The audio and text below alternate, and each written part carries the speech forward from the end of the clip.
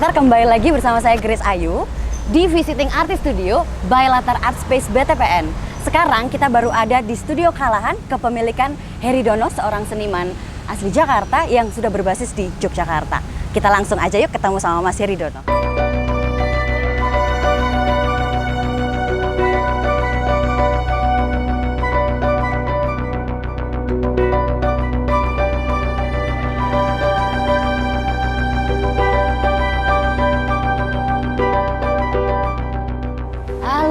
Mas Heri, selamat siang.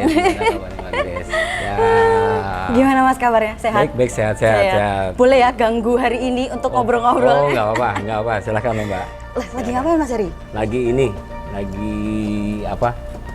mempersiapkan untuk kalau ada konferensi sama untuk ini ngajar di isi pasca sarjana. Wah, berarti sekarang kesibukannya lagi apa aja Mas? Mengajar juga? Mengajar juga. Okay.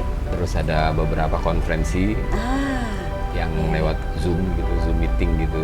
Oke. Oh, secara online ya Mas ya? Online, tapi juga rencana-rencana pameran gitu. Oke. Dan selamat Mas atas pameran tunggalnya. Ya, terima kasih Mbak. Sampai kapan Mas pamerannya? Sampai tanggal 16 Januari 2022. Oke. Di Tirto Dipuran Link di Desa Santi Galeri.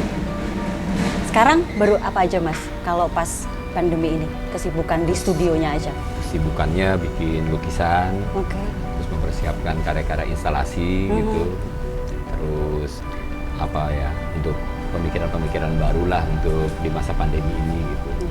Lumayan produktif Mas. Untuk tahun pandemi ini malah karya-karya sudah ada berapa banyak karya baru Mas? Karya baru tahun ini cukup banyak gitu.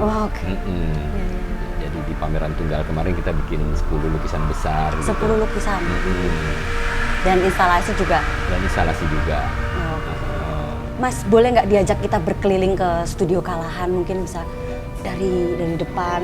Penasaran teman-teman yang mungkin masih di luar dan cuman bisa lihat dari online gitu kan, penasaran biar besok pada saat sudah mulai membaik semua pada bisa ke Studio Kalahan. Bisa ke Studio Kalahan. Iya, kita nanti juga mudah-mudahan nanti Studio Kalahan kita juga buka untuk umum kalau situasinya sudah lebih membaik ya ini pandemi ini. Amin. Iya. Kita bisa keliling Mas? Yuk, mari Mbak. Siap. Silakan.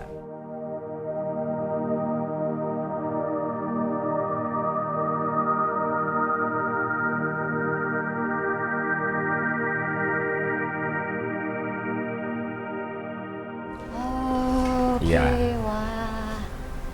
Jadi ini ada karya Female Angel itu waktu itu kita juga pameran Flying Angel itu di Latar waktu pameran tunggal. Kalau karya Flying Angel ini lumayan banyak Mas? Ada serinya gitu. Ada berapa seri Mas? Ada sekitar 5 atau 6 seri lah kira-kira. Oh, lumayan Mas ya. Itu kalau bicara soal Latar Art Space full itu Mas di sana ya Mas atas? Ya, waktu itu kita satu seri itu yang Flying Angel. Satu seri aja. waktu itu di sana? Oke. Iya. Tahun berapa Mas karyanya? Ini tahun 2011. Sudah 11 tahun? Sudah 11 tahun. 11 tahun Mas? 11 tahun, sekarang 2021. 2021, betul. Kita bisa keliling ke sana Mas? Keliling ya, iya. Biasanya apa Mas di sini? Tempat biasanya ruang tamu awal, ruang tamu awal aja, ruang tamu awal. Kemudian di sini tadinya ruang arsip, tapi kita pakai sebagai ruang kuratorial gitu untuk buat event-event yang ada di dalam Studio Kalahan maupun event-event yang di luar gitu. Jadi buat ini godoknya Mas? Godoknya gitu. Atau konsep-konsepnya kita bikin. Ini kantor Mas? Ini kantor, jadi untuk ruang-ruang yang nantinya memasukkan data-data database gitu ya. Dari video-video yang misalnya tahun 90-an, tahun 80-an gitu, masuk sini terus masuk di ruang arsip sebelah sana gitu. Karena Mas Heri ini memang juga cukup terkenal bicara soal seniman yang sadar arsip ya Mas. Iya, karena nanti kan kita gini, waktu senimannya masih hidup itu ada program yang namanya Artist Talk gitu. Tapi nanti kalau senimannya sudah nggak ada, itu yang ada adalah arsip talk gitu. Oh iya, benar ya. Karena senimannya nggak bisa bicara lagi tentang karyanya. Benar gitu. Mas. Karena emang saya ngerasa bahwa bicara tentang penulisan dan lainnya itu memperpanjang umur di sana itu ya Mas ya. Iya, jadi ini kayak otak dari semua karya-karya yang diciptakan gitu.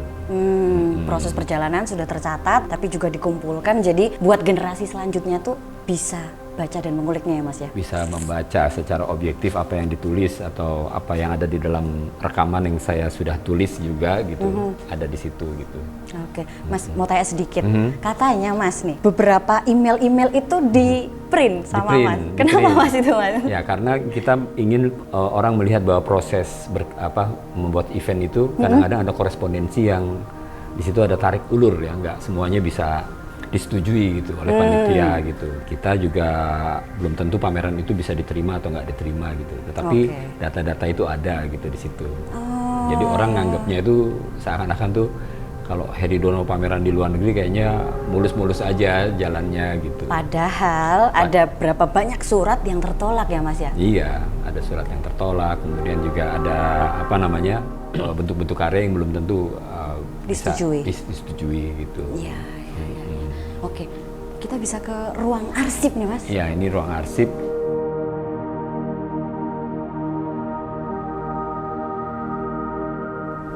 Wah, terang dan nyaman ya. Dan ini untuk publik ya Mas ya? Untuk publik ya. Jadi nanti kalau pandemi udah agak reda gitu, publik bisa mengakses gitu ya semua data-data yang ada di sini sebagai kita menganggap bahwa seni itu adalah produksi ilmu pengetahuan gitu, sehingga persoalan intelektualitas seninya itu bisa bermanfaat bagi orang yang melihat karya itu gitu. Kalau boleh tahu Mas, ini ada apa aja Mas? Kalau yang istilahnya kan berarti di sini boleh disentuh oleh masyarakat, boleh dibaca gitu kan? Ini buku-buku apa saja Mas? Jadi ini ada buku-buku yang mengenai kegiatan saya semua gitu. Jadi ini bukan perpustakaan tapi semua data ketika saya membuat event dalam bentuk buku, dalam bentuk katalog, dalam bentuk arsip-arsip ya. Jadi semua tercatat, semua sudah tercetak dengan rapi ya Mas ya? Dengan rapi. Dengan kode-kode yang jadi itu barang itu akan ada pada tempatnya gitu. Iya. Ada total berapa Mas? Berarti kalau ini? Ini kode apa hitungan Mas? Hitungan dari buku?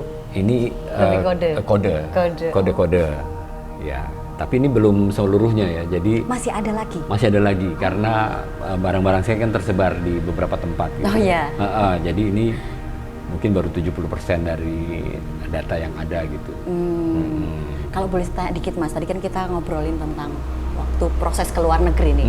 Ngawalinya dulu gimana Mas? Saya sudah rencanakan sebetulnya, ini seperti sesuatu prediksi ya. Jadi ketika saya umur 17 tahun itu, saya punya rancangan untuk ke luar negeri. Walaupun itu hanya seperti bayang-bayang ya.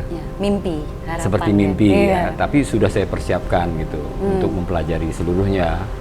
Jadi mempelajari misalnya bahasa Inggris untuk komunikasi, terus untuk belajar memasak gitu ya, supaya bisa nanti misalnya di apartemen saya bisa sudah survive. Dibayangkan apa saja rutinitas yang harus dipindahkan di sana gitu ya. Terus konsep studio juga tidak harus di satu tempat yang permanen gitu.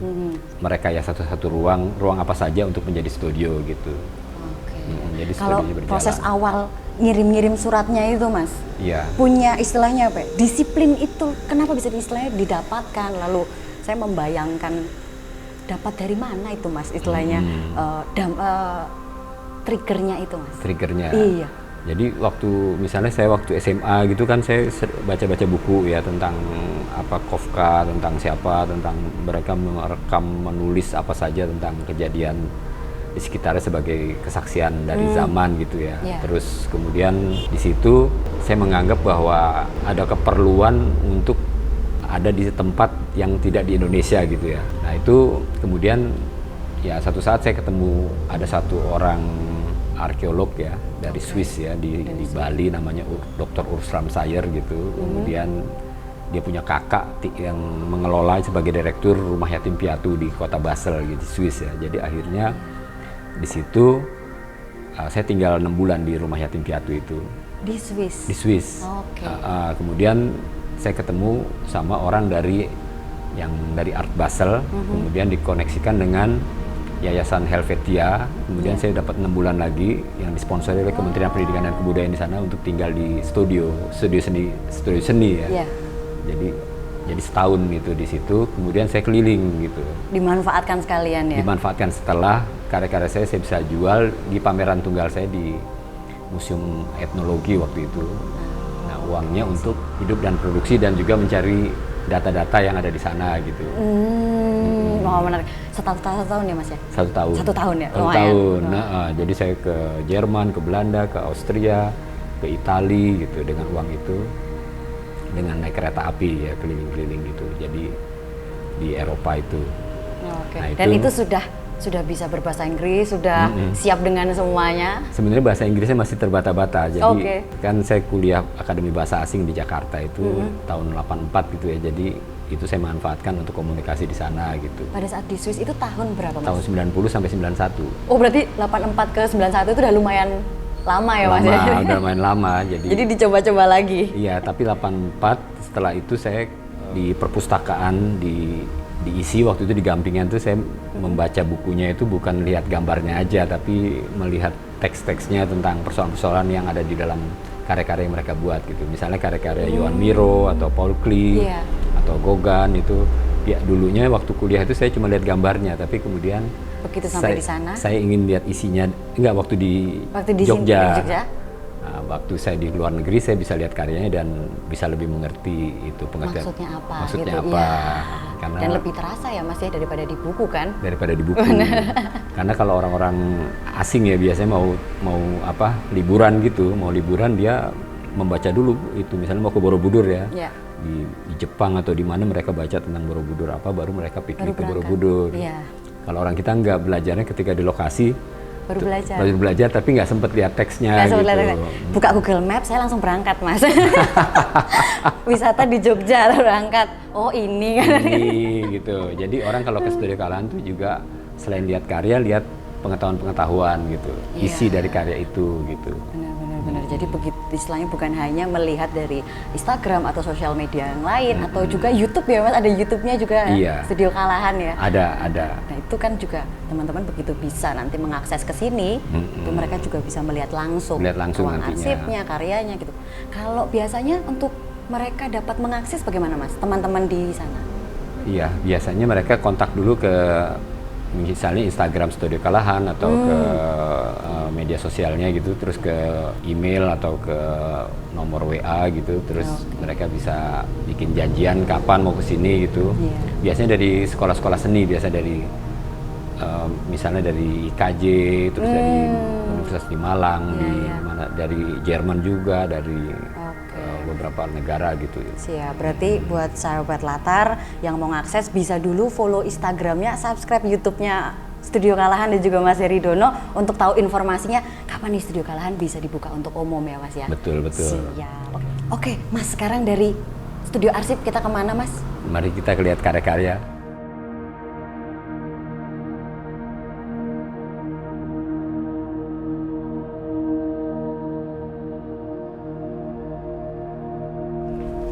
Ini ruang apa Mas? Ini ruang tempat saya biasanya nulis-nulis kerja gitu di sini. Bangunannya cukup menarik ya Mas? Iya, ini bangunan dari tahun 33 ini. Tahun 33? 33. Jadi dulu rumahnya Inspektur Polisi Belanda itu keluarganya di residensi. Jadi residence rumah Inspektur Polisi Belanda gitu. Tapi kemudian setelah Perang Dunia usai gitu, jadi setelah tahun 45 diduduki oleh keluarga keraton gitu dari Sultan ke-8 gitu, yang namanya Doromomo, jadi namanya Mahatmo Siswoyo gitu. Berarti secara arsitektur ini masih ada Belandanya Mas? Ada Belandanya, terutama ruang yang utama ya. Jadi ruang ini tadinya ini ruang gamelan gitu, terus kemudian saya renovasi gitu. Ruang lukis di sini. Ini studionya Mas Heri Dono? Studio saya. Ruang lukis, tapi juga untuk latihan wayang gitu di sini. Terus untuk kadang-kadang untuk meeting kalau banyak orangnya gitu. Kalau enggak meeting di bawah pohon klengkeng situ di luar di plaza gitu. Lebih sejuk ya Mas? Lebih sejuk.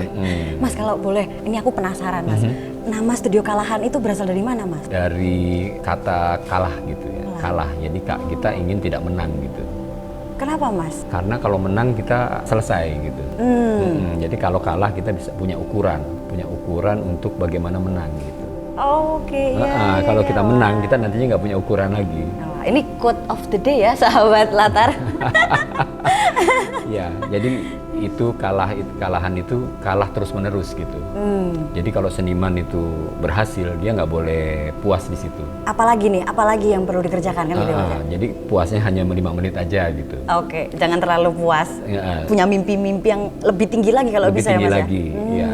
Jadi kita terus apa yang namanya kreatif itu beda dengan produktif gitu. Oke, kreatif beda dengan produktif. Karena kreatif itu sesuatu yang punya muatan-muatan baru di dalam kreativitas gitu. Tapi kalau produktif dia cuma kuantitatif ya, jumlahnya banyak, tapi nilainya sama dengan yang pertama gitu. Jadi kalau kita ingin ada nilai-nilai baru gitu.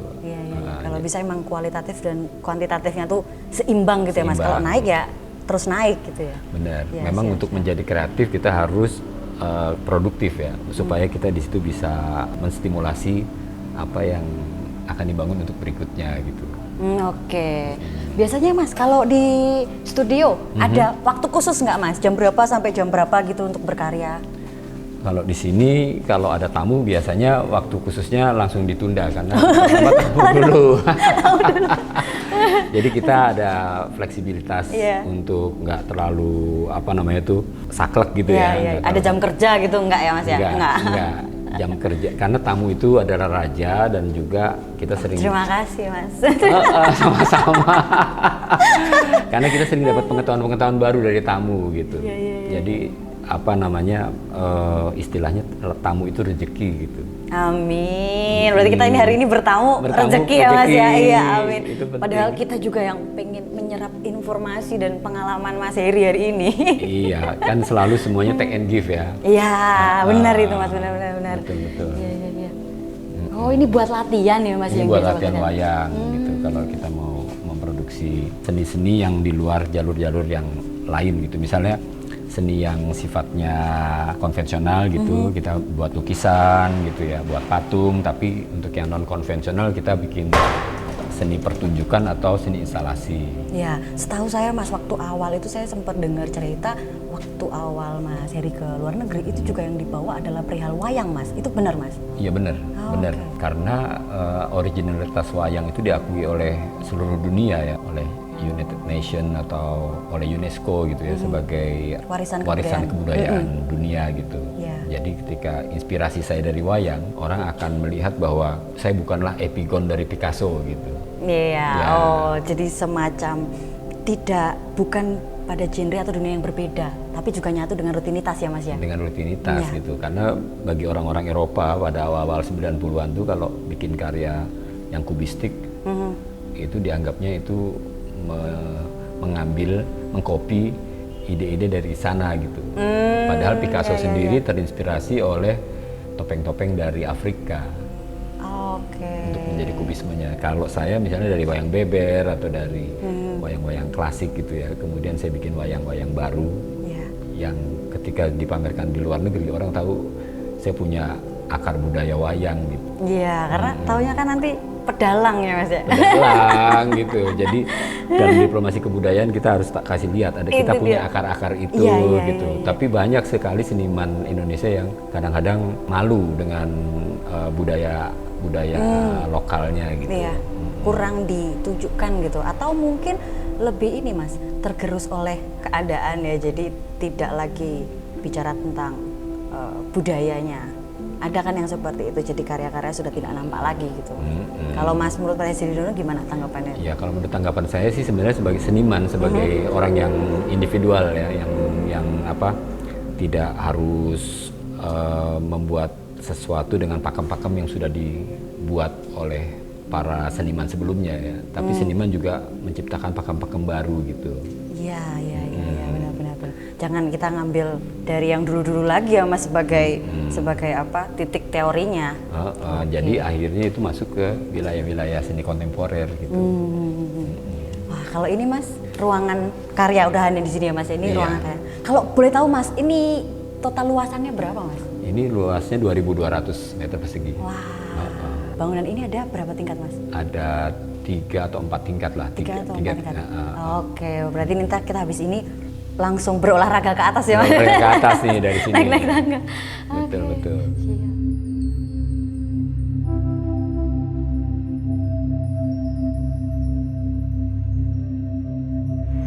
Itu 2015 ya Mas ya? Iya, ini 2015. Ini yang lain, ini yang unidentified, unflying object gitu. Sempat dipamerin di mana Mas yang ini? Ini sempat dipamerkan di Tanggaleri di Bangkok gitu. Di Bangkok? Di Bangkok. Terus ada juga yang di Tirto di Puranling. Itu juga ini. Seri dari ini? Iya, seri dari ini juga. Kita lanjut Mas? Ya, seperti ini kan, ini yang apa? Oh ini saya lihat di Arjok ya Mas ya? Di Arjok. Iya di Arjok. Di Arjok, ada di Arjok. Iya. Oh ini karyanya 2016 ya? 2016. Oh 16. Di Arjoknya 2017 ya. 2017. Oh. Yang itu yang art play dulu itu. Masih sering dimainkan Mas wayang-wayangnya? Masih sering dimainkan.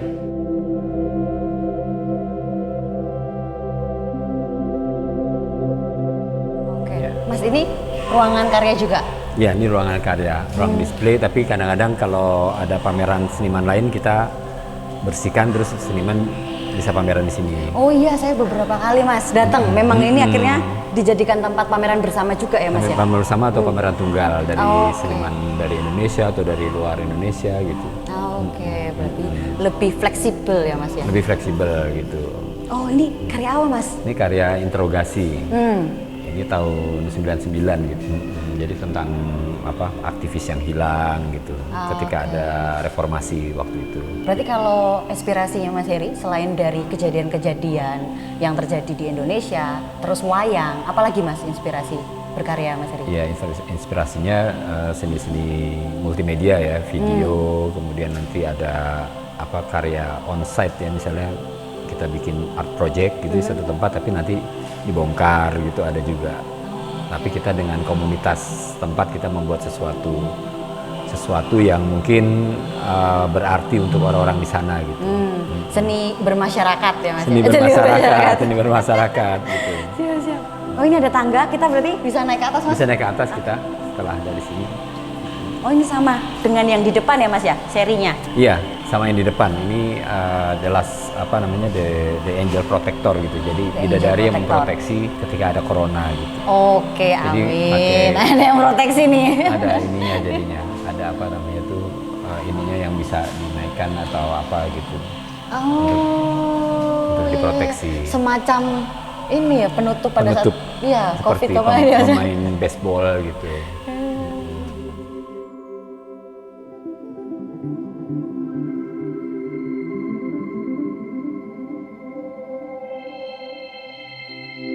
Karya tentang baby corona gitu. Baby corona? Iya. Oh, ini 2020? 2021. 2021, oh tahun ini? Jadi suatu saat nanti si corona itu kalau ketika sudah tidak bisa masuk ke dalam tubuh manusia, dia itu akan melihat kehidupan nyata itu sebagai virtual gitu. Jadi coronanya cuma melihat dari luar aja gitu. Oke, ya.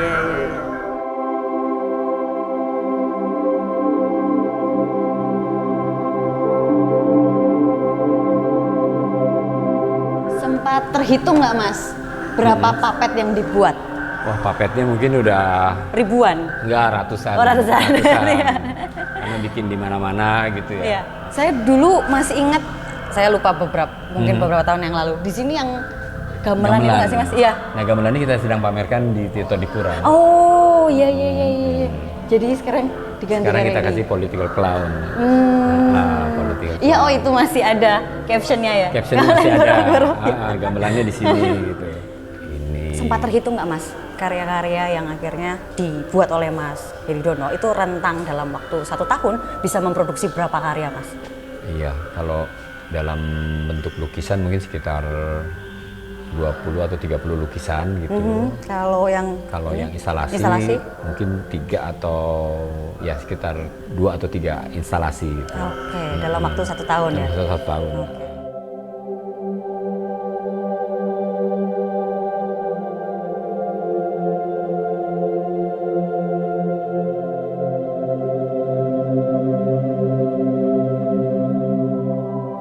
Udah sampai di lantai 2 ya Lantai Mas? 2. Jadi apa? Ini juga dari seri. Jadi dulu ada karya judulnya Fermentation of Mind gitu, mind, terus jadi ada Fermentation of Nose, ada Fermentation of Brain. Oke. Ada berapa seri, Mas? Ada 3 seri. Ada 3. Saya kira dikompletin Panca Indera, Mas. Di Panca Indera. Iya, saya kira dikompletin Panca Indera. Jadi ada yang hidung, telinga, kalau ini kan seperti Pinocchio ya. Iya. Ini jadi ketika Pinocchio berbohong, hidungnya tambah panjang. Gitu. Oh, jadi terinspirasi di situ. Dari situ. Jadi ketika orang melihat kebenaran-kebenaran yang ada di dunia maya atau di internet, itu kadang-kadang dia mendapat kebenaran yang tidak akurat gitu. Dan itu dianggap benar. Jadi orang yang mencari kebenaran itu bukan dia berbohong karena dia ingin bohong, tapi mendapat informasi yang tidak benar gitu. Tapi dia anggap bahwa itu sudah benar. Sudah benar, akhirnya jadi Pinocchio. Tapi di dalam karya ini kan telinganya seperti Buddha, jadi orang yang mau bijak gitu ya. Jadi mau dipilih dulu apakah bisa dipercaya apa tidak gitu. Iya, jadi dia mau bijak tapi dia mendapat kebenaran yang tidak akurat gitu. Wah, ini saya bukan hanya keliling studio Kalahan, saya seperti sedang belajar spiritual nih, Mas. Iya tuh. Jadi di sini kita ingin bahwa seni adalah produksi ilmu pengetahuan tuh, kita inginnya orang datang ke studio Kalahan untuk mendapat sesuatu yang tidak hanya dilihat gitu, sebagai sesuatu yang mengentertain gitu ya, tapi pikiran-pikiran juga di-entertain gitu, supaya ada makna yang bisa dibawa pulang gitu. Oke. Iya nih, pasti nih banyak banget ini, Mas, yang bisa dibawa pulang nih. Sebagai oleh-oleh itu, oleh-oleh tidak harus bentuknya fisik. Misalnya kalau ke Jogja bawa bakpia atau gudeg atau apa, tapi pemikiran-pemikiran baru kayak gitu, itu sebagai oleh-oleh gitu. Tapi rasanya kalau kita ngobrol satu karya detail pasti nggak cukup sehari ya, Mas. Nggak cukup sehari. Di sini harus setiap hari nih di sini. Iya, karena karya-karya itu pembahasannya ini ada masalah-masalah filsafatnya, terus nanti ada persoalan-persoalan yang terkoneksi dengan kekinian gitu. Jadi sebagai ilmu juga dalam ini juga masuk ke estetika yang mungkin bisa diterima atau belum diterima oleh masyarakat gitu. Ya, dan tanpa sadar narasi itu bertambah nggak sih, Mas? Misalnya karya 2009 gitu, terus habis itu ini di tahun 2021, pasti narasi yang tahun 2009 apakah bertambah akhirnya? Akhirnya bertambah. Ya, akhirnya kan ada hal baru, pengalaman baru ya, Mas? Pengalaman baru. Jadi dari nilai yang ada itu bisa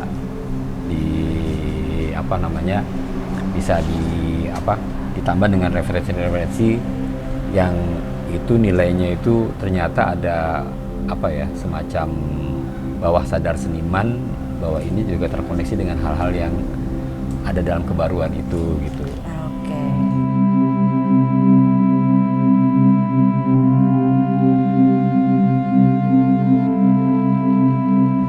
Oke, kita sampai di lantai 3 ya, Mas? Lantai 3 ini. Iya. Oh, hanya ada satu karya, Mas? Satu karya ini, Pseudo Development and Sister ini. Ini sempat dipamerkan? Ini sempat dipamerkan di mana? Di Taiwan, di Galeri Nasional Jakarta juga. Iya. Saya sempat lihat di Replay ya, Mas ya? Di Replay, ya. Sarang Building. Sarang Building juga pernah dipamerkan di Sarang Building. Iya, karena karya-karya yang dipamerin pada program Replay itu kan memang karya-karya yang sudah sering dipamerkan di mana-mana gitu. Jadi istilahnya karyanya sendiri punya portofolio ya, Mas ya, punya CV. Punya CV karyanya, sudah pameran di mana gitu. Iya. Di mana aja, Mas? Jadi di Taiwan, kemudian di Galeri Nasional, kemudian waktu pameran di Jogja Biennale ya, pernah di JNM itu, JNM. Sedikit cerita, ada apa, Mas, tentang karya ini, Mas? Jadi karya ini tentang tokoh-tokoh yang menjanjikan tentang pembangunan yang akan mensejahterakan masyarakat gitu. Tapi ternyata mereka cuma menjanjikan. Gitu. Hanya janji. Hanya janji. Jadi para politisi itu biasanya menjanjikan ke masyarakat gitu. Jadi sini ada tokoh seperti yang Saddam Hussein, ada George W. Bush. Itu kalau di ada Stalin. Anak muda nyebutnya PHP ya Mas, PHP. pemberi harapan palsu. Pemberi harapan palsu. Jadi ini seperti pseudo development and sisters tuh, seperti nenek moyang kita yang memberi janji-janji ternyata tidak seperti yang diharapkan gitu. Karena mungkin di dalam tubuh manusia itu masih ada DNA dari dinosaurus. Oke. Sehingga tubuhnya dinosaurus gitu. Ya. Kenapa DNA dinosaurus, Mas? Karena masih ada perang, masih sampai katanya kan kita masuk ke ke civil society atau ke peradaban yang lebih maju gitu. Tetapi masih ada perang, masih ada kekerasan, masih ada hal-hal yang sifatnya tidak manusiawi terhadap kehidupan gitu ya. Jadi saya berpikir bahwa mungkin ada DNA dinosaurus yang masuk ke dalam di sel-sel tubuh manusia gitu.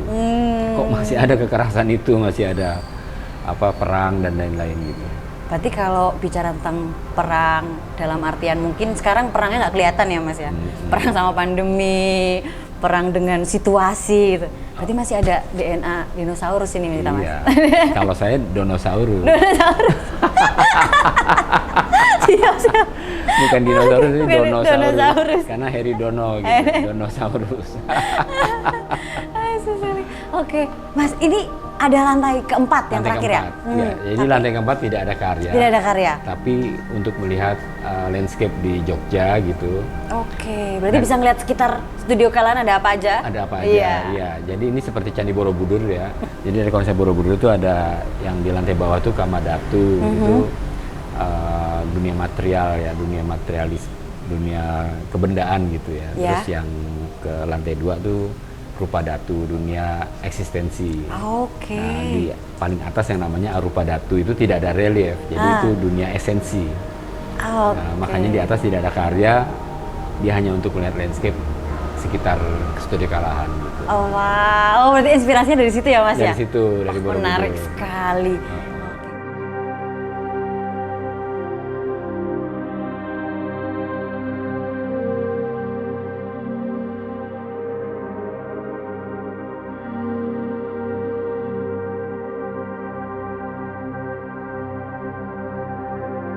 Kita tidak akan pernah lepas dari papet-papet kecintaannya Mas Harry Dono ini. Kalau dari kita udah keliling semua Mas, itu ada karya yang Venice Biennale. Venice Biennale ada Mas karya-karya yang kita cuma ada modelnya aja sih, itu ya Venice Biennale, karena itu kan hampir 8 meter panjangnya. Oh 8 meter. Dan orang bisa masuk ke dalam karya Trokomot gitu.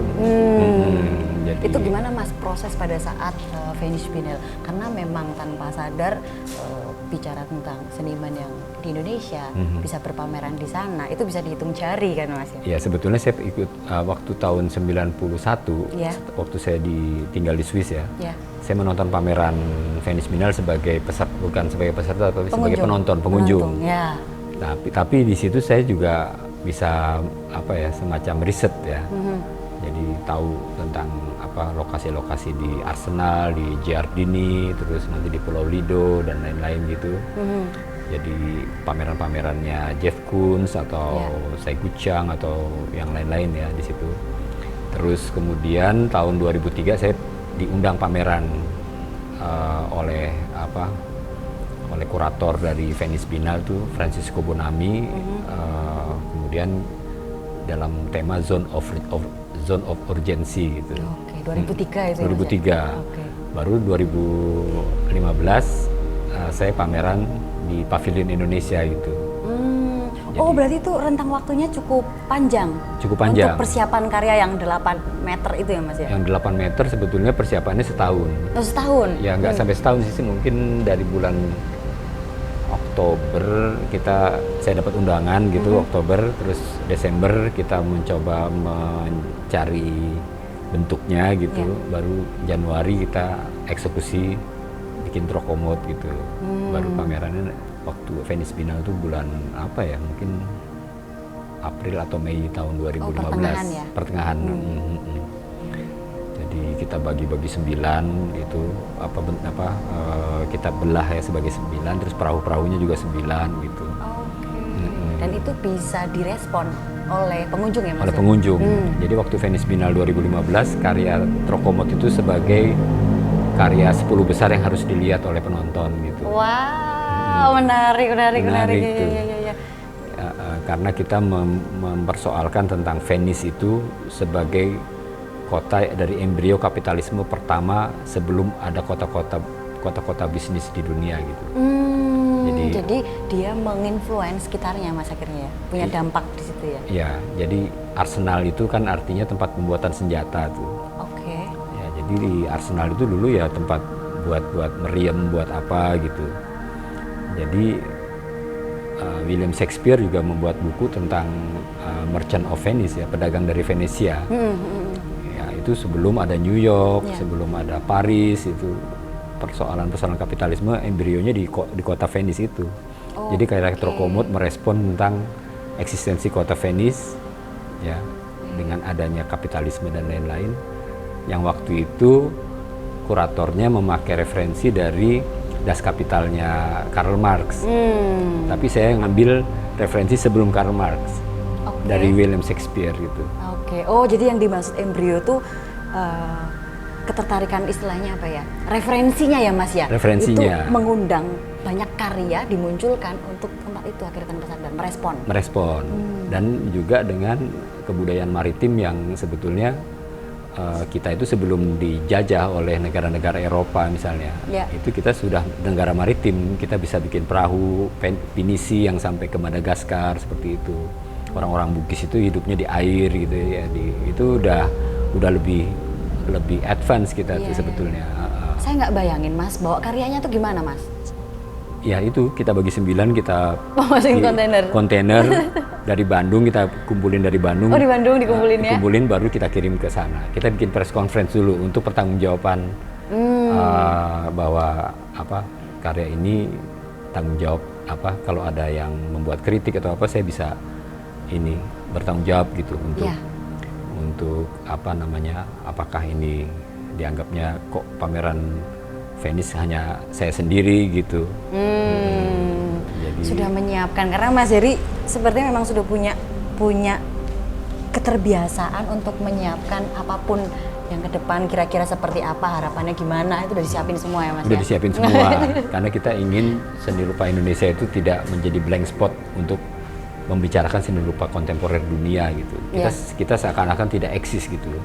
Kita membuat, saya kira forum yang sangat penting untuk saya di Venice Biennale. Di dalam simposiumnya itu saya membuat pernyataan bahwa kita ada loh seni kontemporer yang berbeda dengan seni kontemporer Cina atau seni kontemporer India gitu. Ya mereka menganggap kita sudah diwakili oleh seni kontemporer Cina gitu. Padahal berbeda. Padahal kita punya kesejarahan berbeda. Dan itu statement yang cukup menarik untuk mereka tahu gitu ya Mas ya. Dan Renaissance itu yang ada di Eropa itu terinspirasi ketika Laksamana Cheng Ho kira-kira abad ke-14 itu sudah memperkenalkan kebudayaan dan peradaban baru ke Eropa. Mereka masih zaman kegelapan waktu itu. The Dark Age waktu itu. Karena kita sebenarnya Asia itu lebih advance daripada Eropa. Nggak kelihatan ya Mas ya. Setelah kita dijajah, kita baca referensi seakan-akan kita ini lebih terbelakang gitu. Ternyata sudah lebih dulu sebenarnya banyak kemajuan yang terjadi ya Mas. Terjadi.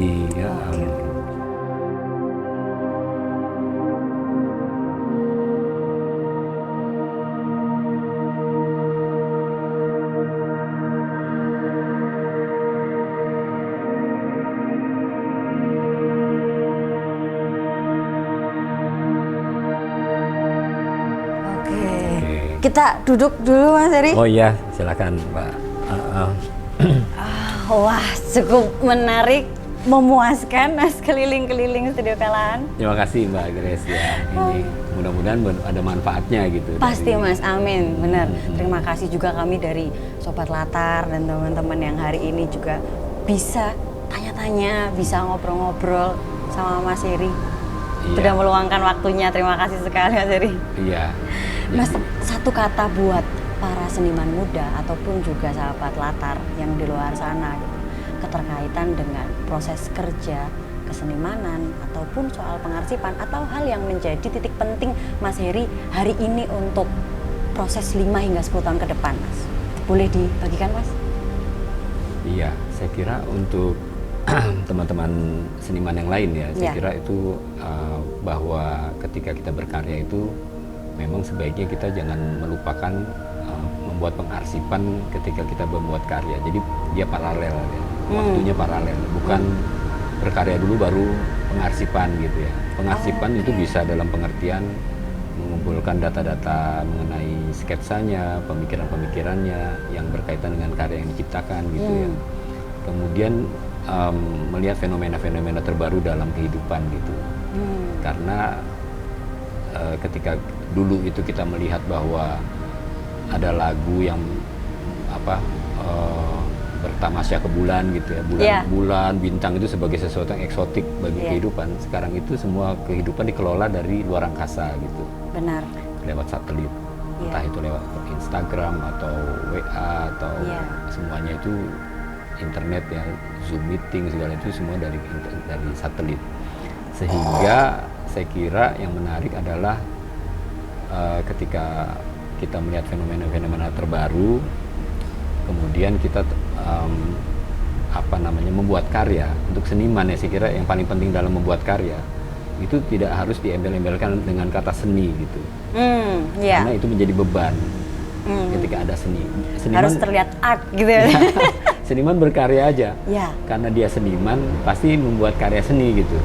Tapi ketika diembel-embel dengan kata seni, dia itu kemudian menjadi berat sekali. Dan kadang-kadang estetikanya itu tidak punya muatan-muatan intelektual yang itu penting dalam memetaforakan sesuatu gitu. Atau mungkin bisa lebih ke mereka jadi stuck gitu ya Mas ya, tidak ada pembaharuan terhadap bayangan ke depan gitu dan karya-karyanya. Iya, tidak ada bayangan ke depan, dan juga sebetulnya kita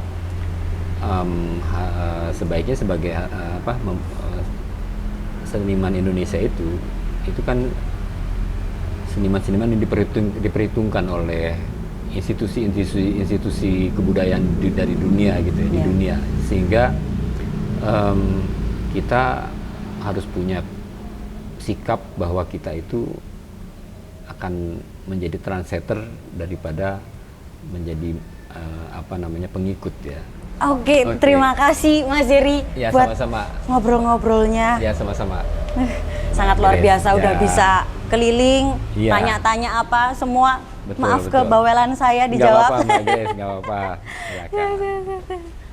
Wah, cuacanya sudah mulai mendung. Udah mendung nih sekarang nih, dan hujan. Terima kasih Mas Jerry, terima kasih sama-sama juga buat teman-teman yang sudah menyaksikan YouTube Latar Art Space. Nantikan konten selanjutnya dan sampai jumpa.